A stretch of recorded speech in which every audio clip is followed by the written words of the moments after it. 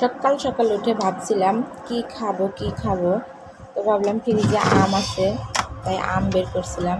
আসসালামু আলাইকুম গাইস, কেমন আছেন সবাই? আশা করি সবাই ভালো আছেন।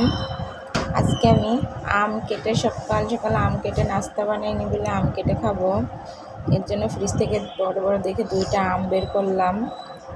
আম বের করে কাটছিলাম আর ভাবছিলাম মেয়ে ঘুমাচ্ছে, একাই খাবো, আর মেয়ের জন্য একটু নুডলস করব। তা আমগুলো আমি ছুলতেছিলাম, ছুলতে একটা ভাবি চলে আসলো। আবার ভাবির সাথে একটু গল্পও করলাম।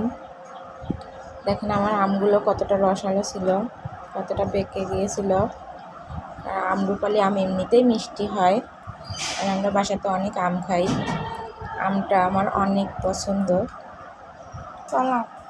তবে আমার ভাই ও বোনদের সবাইকে একটা প্রশ্ন করছি, আমের রাজা যদি বা ফলের রাজা যদি আম হয়, তাহলে ফলের রানীকে?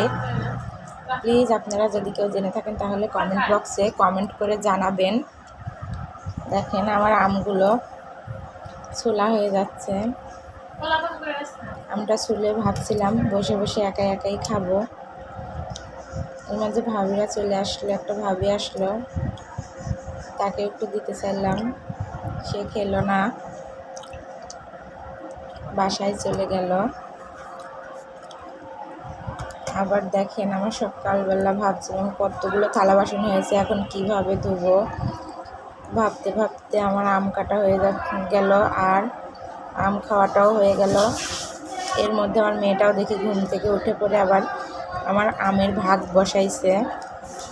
দেখেন আমার মেয়েটা ছোট ছোট আঙ্গুল দিয়ে আমের আটিতে খুঁচাচ্ছে আর বলছে, ভাবছে বসে বসে আমগুলো অনেক কম হয়ে গেছে, কারণ ও যখন খায় বাটি ভরে নিয়ে বসে। দেখেন এর জন্য আমগুলো শুধু দেখছে, খেতে চাইছিল না, পরে আবার একটু একটু করে নিয়ে খাচ্ছিল। দেখেন আবার আমের আটিটা ধরছে, কারণ ওর আমের আটিটা অনেক পছন্দ। খাও। দেখুন আমের আটিটা ধরে জোর করলাম খাওয়ার জন্য, এর জন্য খাচ্ছে এখন। তো ভালো থাকবেন সবাই। আজকে সকালে এই পর্যন্তই ভিডিও করলাম। দোয়া করবেন সবাই, ভালো থাকবেন। আল্লাহ হাফেজ।